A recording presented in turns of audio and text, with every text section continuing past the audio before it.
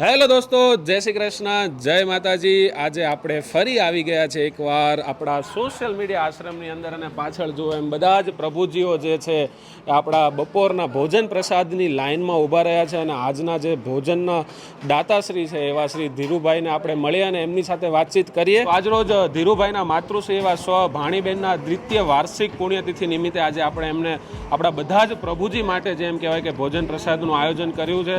તો આપણે એમને પૂછીએ કે ધીરુભાઈ, તમને આ એક આવી અનોખી પ્રેરણા કઈ રીતના મળી કે ભાઈ આજે મારે ભોજન પ્રસાદ બધા જ પ્રભુજીઓને આપવું છે?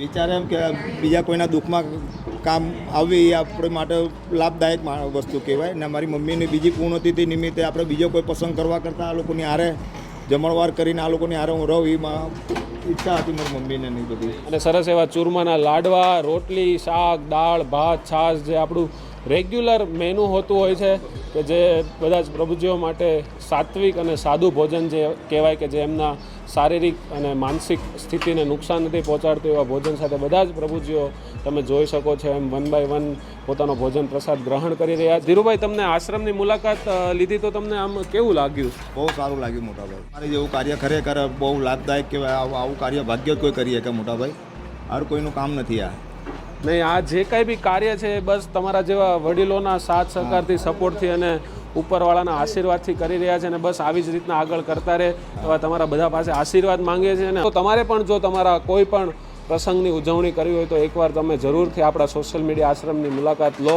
Mahuva Bhavnagar highway, national highway number 51, Meena હોટલની સામે, રોયસા ટોલ પ્લાઝાની નજીક, જિલ્લો ભાવનગર, તાલુકો મહુવા।